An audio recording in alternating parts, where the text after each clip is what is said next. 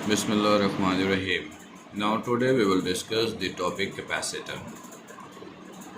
आपने theory classes में capacitor के टॉपिक को पढ़ा होगा।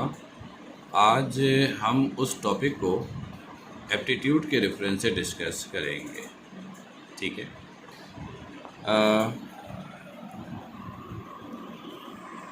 अगर हम आपसे कहें कि कैपेसिटर होता क्या है, तो कैपेसिटर आप एक ऐसे डिवाइस को कहते हो जो इलेक्ट्रिक चार्जेस को स्टोर करता है। तो इसमें पहला क्वेश्चन ये अराइज होता है कि अगर हम एमसीक्यूज़ में आपसे पूछें कि कैपेसिटर का यूज़ हम किधर करते हैं, कैपेसिटर का यूज़ कहाँ होता है, तो याद रखिएगा किसी भी इलेक्ट्रिकल डिवाइस को इनिशिएट करने के लिए जिस पोटेंशियल की ज़रूरत होती है वो कैपेसिटर का पोटेंशियल होता है। किसी भी इलेक्ट्रिकल डिवाइस को इनिशिएट करने के लिए हम लोग कैपेसिटर का इस्तेमाल करते हैं। अच्छा, कैपेसिटर का काम इलेक्ट्रिक चार्जेस को स्टोर करना है। तो याद रखिएगा कि कैपेसिटर में जितने ज़्यादा इलेक्ट्रिक चार्जेस स्टोर होंगे पोटेंशियल इतना ज़्यादा प्रोड्यूस होगा। जितना ज़्यादा चार्जेस इतना ज़्यादा पोटेंशियल। तो मतलब ये हुआ कि चार्जेस Q और पोटेंशियल V यानी वोल्टेज, इलेक्ट्रिक पोटेंशियल, दोनों एक दूसरे के क्या हुआ, डायरेक्टली प्रोपोर्शनल। यानी ये आपने थ्योरी क्लास में पढ़ा है कि Q जो है वो डायरेक्टली प्रोपोर्शनल होता है किसके, वोल्टेज के। और जब प्रोपोर्शनल के साइन को आप हटाते हैं तो इसकी जगह आप कैपिटल C इस्तेमाल करते हो, जिसे हम लोग कहते हैं कैपेसिटेंस ऑफ आ कैपेसिटर। और इसका यूनिट हम लोग इस्तेमाल करते हैं फैराड। स्टूडेंट्स, ये वो इन्फॉर्मेशन है जो ऑलरेडी आपने थ्योरी क्लासेस में पढ़ी हैं, जिनको हम थोड़ा सा रिवाइज कर रहे हैं। अच्छा, उसके बाद एक बड़ा इम्पॉर्टेंट सेगमेंट है series combinations and parallel combinations of capacitor. इससे एमसीक्यूज़ बहुत आते हैं एप्टीट्यूड्स में, थ्योरी के पेपर्स में। तो ज़रा इसके कॉन्सेप्ट क्लियर रखिएगा। इसके लिए ज़रा सी टेक्निक याद रखिएगा, ज़रा सी इन्फॉर्मेशन याद रखिएगा। ठीक है, 3-4 इन्फॉर्मेशन हैं सीरीज़ और पैरेलल कॉम्बिनेशन की अलग अलग, उनको याद रखिएगा। आपके हर प्रॉब्लम्स, हर एमसीक्यूज़ का आंसर आपको खुद ब खुद मिलेगा। देखिए, ये आपके पास है सीरीज़ कॉम्बिनेशन। सीरीज़ कॉम्बिनेशन में फ़र्ज़ करो कि 3 कैपेसिटर जो है वो सीरीज़ में कनेक्टेड है और उनके कैपेसिटेंस को हमने नाम दिया है C1, C2 और C3। इन्फॉर्मेशन जो आपको याद रखनी है ना वो ये कि C जो है सीरीज़ कॉम्बिनेशन में डिफरेंट भी हो सकता है, आपस में सेम भी हो सकता है, 2 एक जैसे हो सकते हैं, तीसरा डिफ़र कर सकता है, या किसी और कॉम्बिनेशन में पॉसिबल है। अच्छा, अगर सीरीज़ कॉम्बिनेशन में हम आपको टोटल वोल्टेज मालूम करने के लिए कहें तो याद रखिएगा टोटल वोल्टेज हर एक कैपेसिटर के वोल्टेज के सम के बराबर होता है। ये V इक्वल होता है V1 + V2 + V3।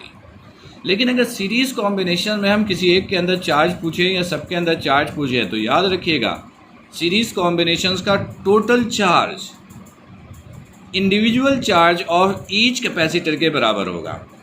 यानी Q is the total charge और Q1, Q2, Q3 इन कैपेसिटर्स के इंडिविजुअल चार्जेस हैं। तो कैपेसिटर्स में यानी सीरीज़ कॉम्बिनेशन ऑफ कैपेसिटर्स में टोटल चार्ज किसी भी कैपेसिटर के इंडिविजुअल चार्ज के बराबर होता है। और अगर आपको टोटल कैपेसिटेंस निकालनी हो तो ये इसका सिंपल फॉर्मूला है। ठीक, इससे रिलेटेड एमसीक्यूज़ अभी हम करेंगे, लेकिन पहले हम थोड़ी सी इंफॉर्मेशन गेन कर लें। अब आते हैं ज़रा पैरेलल कॉम्बिनेशन ऑफ कैपेसिटर्स की तरफ। इसके अंदर भी इंफॉर्मेशन वैसे ही है। ये 3 कैपेसिटर्स हैं, पैरेलल में कनेक्टेड हैं, C1, C2 और C3। स्टूडेंट्स, इस बिल्कुल सीरीज़ कॉम्बिनेशंस की तरह पैरेलल कॉम्बिनेशंस में भी ये जो कैपेसिटेंस की वैल्यू है C, ये सेम भी हो सकती हैं, डिफरेंट भी हो सकती हैं, 2 एक जैसी, तीसरा डिफ़र कर सकता है, किसी भी कॉम्बिनेशन में पॉसिबल है। और टोटल वोल्टेज निकालना हो पैरेलल कॉम्बिनेशन में तो याद रखिएगा टोटल वोल्टेज किसी भी कैपेसिटर के इंडिविजुअल वोल्टेज के बराबर होता है। यानी total voltage V, V1, V2, V3 से ये सब आपस में बराबर होते हैं। और पैरेलल कॉम्बिनेशन में अगर टोटल चार्जेस रिक्वायर्ड हो तो आप क्या करेंगे, तमाम कैपेसिटर के चार्जेस को प्लस कर दोगे, और टोटल कैपेसिटेंस निकालनी हो तो उसके लिए ये इन्फॉर्मेशन यूज़ करेंगे। डियर स्टूडेंट्स, सीरीज कॉम्बिनेशंस और पैरेलल कॉम्बिनेशन कैपेसिटर के बहुत इंपॉर्टेंट सेगमेंट्स हैं। इससे रिलेटेड एमसीक्यूज बहुत पूछे जाते हैं, इंफॉर्मेशन बेस्ड भी, न्यूमेरिकल बेस्ड भी, और किसी भी टाइप के इंफॉर्मेशंस और एमसीक्यूज को अटेम्प्ट करने के लिए ये इंफॉर्मेशंस का पता होना ज़रूरी है, सीरीज कॉम्बिनेशंस के लिए और ये पैरेलल कॉम्बिनेशंस के लिए। अभी हम इन तमाम टॉपिक्स से रिलेटेड आपसे क्वेश्चंस करेंगे, लेकिन फ़िलहाल थोड़ा सा कैपेसिटर के टॉपिक का रिव्यू ले लेते हैं। फिर आप लोगों ने थ्योरी क्लासेस में एक टॉपिक पढ़ा, पैरेलल कॉम्बिनेशंस ऑफ कैपेसिटर। याद रखिएगा, पहले भी आपको बताया गया है कि जब भी कैपेसिटर्स यूज़ होगा और उसमें अगर प्लेट इस्तेमाल होती हैं तो प्लेट पैरेलल होती हैं।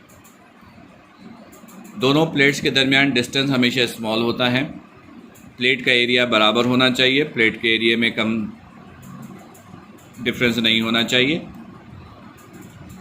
ये भी श्योर है कि कैपेसिटर में प्लेट्स इवन नंबर में इस्तेमाल होते हैं, पैरेलल इस्तेमाल होते हैं और प्लस माइनस कॉम्बिनेशन में इस्तेमाल होते हैं। इसके अलावा हमारे पास और कोई ऑप्शन नहीं होता है। अच्छा, पैरेलल प्लेट कैपेसिटर में आपने 3 ऑप्शन पढ़ा था। पहला ऑप्शन कि अगर 2 प्लेट्स के दरमियान क्या मौजूद हो, एयर, स्पेस। अगर 2 प्लेट्स के दरमियान स्पेस मौजूद है, स्पेस का मतलब एयर, स्पेस का मतलब एयर होता है, तो कैपेसिटेंस का फॉर्मूला ये था, C is equal to epsilon not A/D। Epsilon not आपको मालूम है कांस्टेंट है, A एरिया है, प्लेट का एरिया, और D is the small distance between the plates. अच्छा, फिर ऑप्शन ये था कि 2 प्लेट्स हैं, एक प्लस माइनस, दोनों के दरमियान आपने डाइलेक्ट्रिक प्लेस किया। डाइलेक्ट्रिक का मतलब होता है कि एयर के अलावा कोई और मीडियम भी रखा जाए। अच्छा, इस ऑप्शन में जब हम एयर के अलावा कोई और मीडियम प्लेस करते हैं तो उसमें भी 2 ऑप्शन है कि जब हम डाइलेक्ट्रिक मीडियम प्लेस करते हैं तो एक ऑप्शन ये है कि दोनों प्लेट्स के दरमियान जो भी स्पेस है वो पूरा का पूरा कवर हो जाए। दूसरा ऑप्शन ये है कि पार्शियली कवर्ड हो। अगर पार्शियली कवर्ड हुआ है तो आप उसकी थिकनेस को नाम दिया T, और अगर फुली कवर्ड है तो इसकी थिकनेस दोनों प्लेट्स के दरमियान डिस्टेंस के बराबर है। याद रखिएगा स्टूडेंट्स, अगर फुली कवर्ड है तो इसके लिए वर्ड इस्तेमाल करते हैं डाइलेक्ट्रिक, और पार्शियली कवर्ड है तो इसके लिए वर्ड इस्तेमाल होगा partially dielectric is place between the plates. अगर फुली कवर्ड है, प्लस माइनस प्लेट्स के दरमियान जो भी स्पेस है किसी भी मीडियम से फुली कवर्ड है, तो उसके लिए फॉर्मूला ये होता है, CD का मतलब है capacitance, in case of dielectric epsilon not epsilon R A/D। Epsilon R is the dielectric constant. और अगर पार्शियली डाइलेक्ट्रिक प्लेस किया गया है तो उसके लिए कैपेसिटेंस का फॉर्मूला ये है, epsilon not A/D minus T plus T/एप्सिलॉन R। D is the distance between the plates, T is the thickness of dielectric, बाकी सारी वैल्यूज़ आपको मालूम है। C' हमने इसकी कैपेसिटेंस को बोला है। तो स्टूडेंट्स, 1-2 क्वेश्चन तो फिलहाल यहीं से मैं आपसे पूछ लूँ, ज़रा सोच के आंसर दीजिएगा। ये बताइए कि पैरेलल प्लेट कैपेसिटर की कैपेसिटेंस किन किन फिज़िकल क्वांटिटीज़ पर डिपेंड करती है। एक आपसे नंबर ऑफ़ फिज़िकल क्वांटिटीज़ भी पूछा जा सकता है, नेम भी पूछा जा सकता है। तो याद रखिएगा, पैरेलल प्लेट्स कैपेसिटर की जो कैपेसिटेंस है वो 3 फिज़िकल क्वांटिटीज़ पे डिपेंड करता है। Number 1, area of the plate, distance between the plates, and third is the nature of the medium.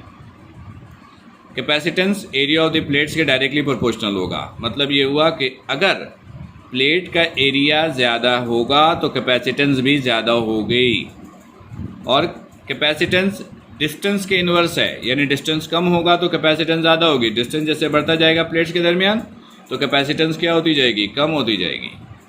और कैपेसिटेंस जो है वो नेचर ऑफ द मीडियम के डायरेक्टली प्रोपोर्शनल है। तो इसमें एक सवाल हम लोग ये करते हैं कि आपके पास एक कैपेसिटर है और उस कैपेसिटर के प्लेट्स के दरमियान हमने एक डाइलेक्ट्रिक प्लेस कर दिया है।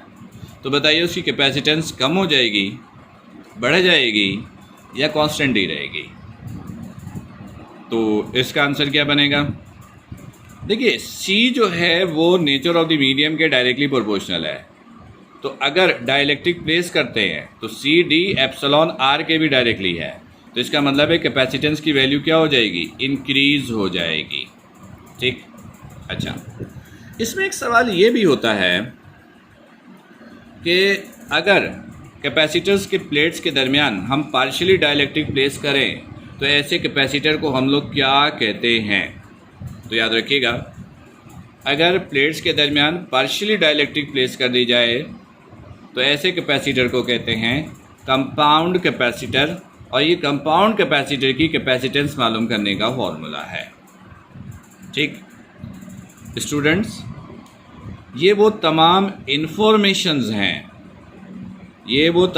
इन्फॉर्मेशंस हैं जिसके बेसिस पर कैपेसिटर के MCQs आप अटेम्प्ट करते हो। देखिए पेपर में MCQs दो टाइप के बनते हैं, एक इंफॉर्मेशन बेस्ड होता है और एक न्यूमेरिकल बेस्ड होता है। इंफॉर्मेशन बेस्ड अगर कैपेसिटर से MCQs बनते हैं तो ये सारी इंफॉर्मेशन आपकी हेल्प करेगा जो इंफॉर्मेशन आपको दी गई है। इन्हीं इंफॉर्मेशन में से ही आपके MCQs बनेंगे। ठीक, अब थोड़ा सा न्यूमेरिकल टाइप के MCQs या लॉजिकल टाइप के MCQs की तरफ आते हैं और उसके आंसर्स के लिए आप ज़रा तैयारी कीजिएगा।